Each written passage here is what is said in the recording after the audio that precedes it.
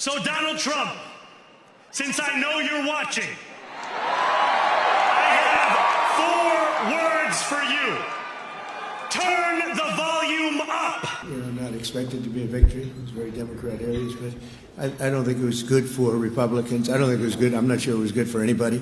You're talking about a rent freeze, you're talking about free buses, you're talking about free childcare. Can you do that without raising taxes? I think you can do that, and I think you have to raise taxes on the top 1% of New Yorkers who make more than $1 million a year, and you do that by raising taxes by them 2%. As I've warned for many years, our opponents are hell-bent on turning America into a communist Cuba or socialist Venezuela, and you see what happened to those places. It began as a quiet announcement, but its ripple shook the nation. Nearly 1 million New Yorkers say they're preparing to leave the city now that Mayor Zoran Mamdani has taken office. For many, New York has always been a symbol, a city that created Donald Trump, and perhaps now one that hopes to move beyond him. But in a fiery address, Mamdani sent a message directly to Trump, saying, "Turn the volume up." The remark wasn't just rhetoric, it was a declaration. Some called it bold, others said it was an open political war. It makes sense that tensions are running high. In New York, 1% of residents pay nearly half of the city's income tax. Critics warn that if Mamdani's administration raises taxes to fund new programs, that delicate balance could collapse. The city could lose its wealthiest taxpayers, and fast. Early data already shows about 765,000 residents actively considering relocation. But supporters say the mayor isn't focused on Wall Street's comfort. He's focused on Main Street's survival. No one's denying that his rise was historic. Mamdani became New York's first Muslim mayor, its first self-described democratic socialist, and the youngest in more than a century. His victory message was simple: to transform America's most expensive city into one that working families can afford to live in. You said a lot of that during the campaign, but it didn't seem to work with this group of voters. What more can you do now? Well, I think there are a lot of voters for whom the trust comes from the actions that you actually take. Many have have understandably been disappointed by politics and the promises that have been made by many before me. Now my opportunity is actually to deliver as the next mayor of the city. I was struck by a tweet that came out last night on X from Bill Ackman, who was one of your biggest opponents in the campaign. Billionaire, spent a lot of money trying to defeat you, but he did congratulate you and say he wants you to call on him to help New York. What are you going to call on him to do? Well, I appreciated his words, and I think what I find is that there is a needed commitment from leaders of the city to speak and work with anyone who is committed to lowering the cost of living in the city, and that's something that I will fulfill. At the center of that promise is a rent freeze, not just a temporary pause, a permanent one for the city's 1 million rent-stabilized apartments. And those numbers matter. 1 million voters, 1 million rent-stabilized homes.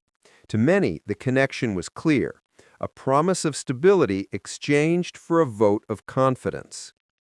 Critics argue that, while it's politically brilliant, it's economically risky. The policy could discourage property investment and shrink the city's already limited housing supply. But Mamdani insists that housing isn't about profit, it's about people.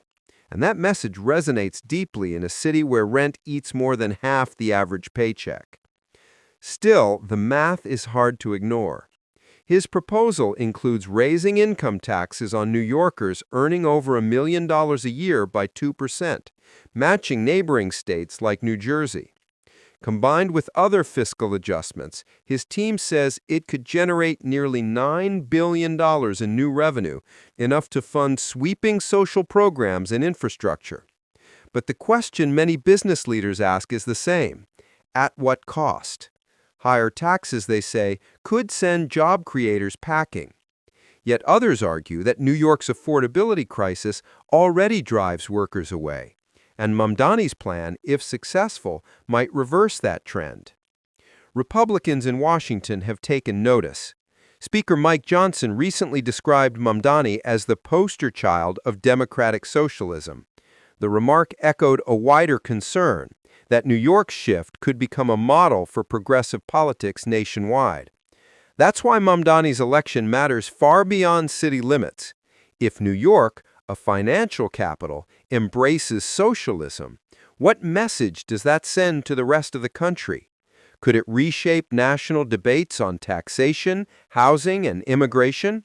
Those questions are now front and center. New York will remain a city of immigrants, a city built by immigrants, powered by immigrants, and as of tonight, led by an immigrant.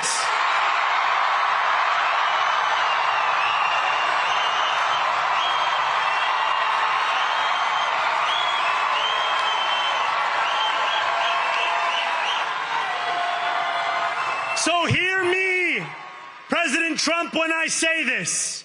To get to any of us, you will have to get through all of us.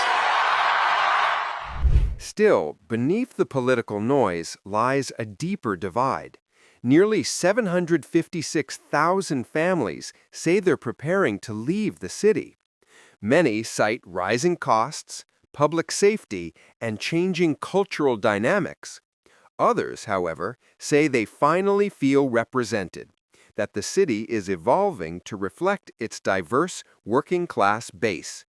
So who's moving into New York City? Analysts note that investors, business owners, and middle-class families are leaving, but others are arriving.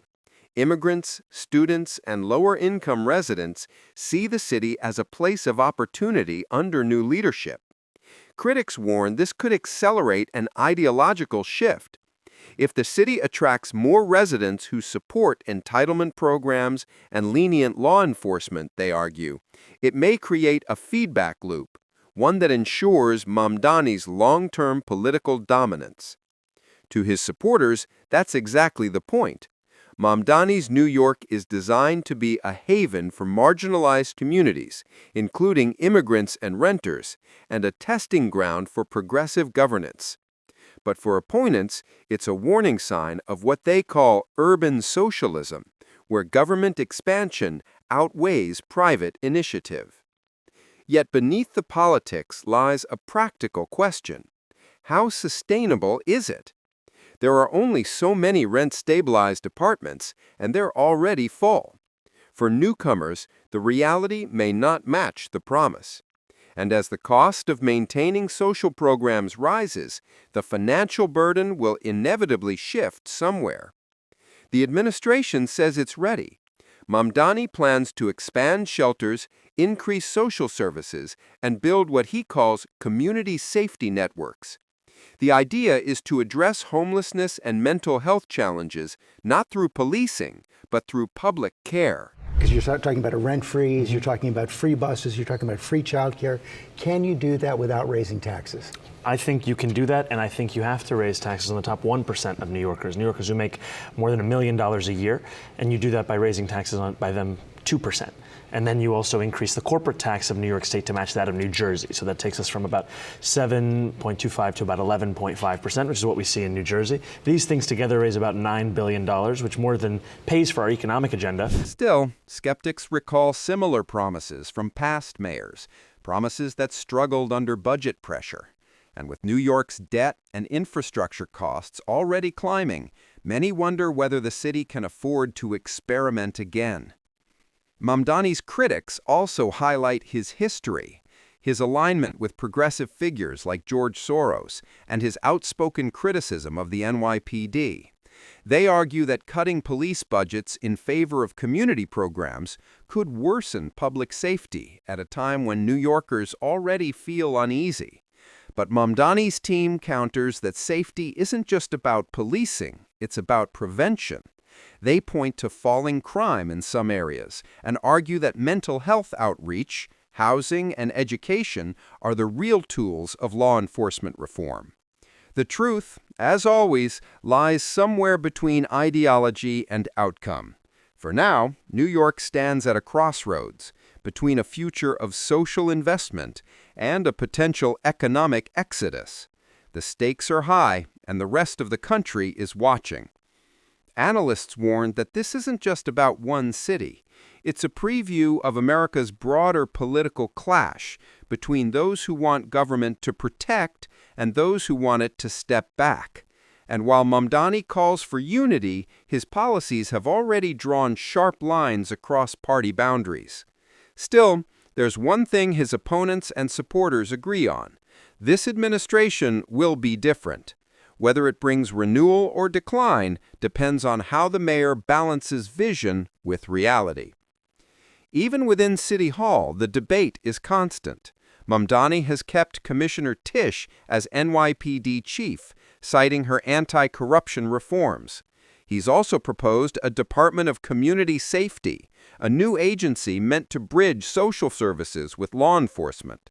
But critics ask where that funding will come from: education, housing, or from the NYPD itself. And what you're seeing in New York City with Mamdani, that is the future. A party that believes in no bail, a party that believes in no jail, a party that believes in no borders. But here's one group they do want to put in jail: their political enemies. Like good commies, they will not arrest their criminals, they won't arrest the gang members, but they will arrest their political opposition.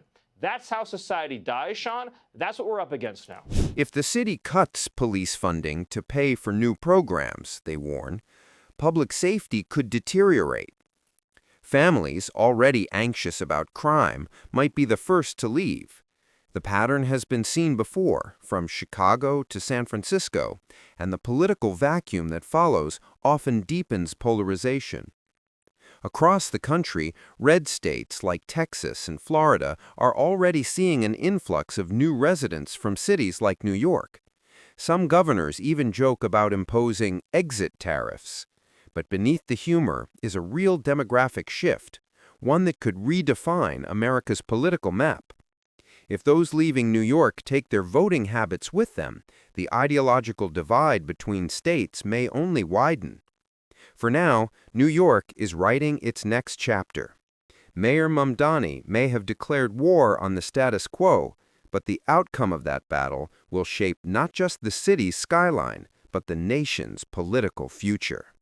So as one chapter closes and another begins, the question remains: will Mamdani's New York become a model for progressive renewal, or a cautionary tale for the rest of America?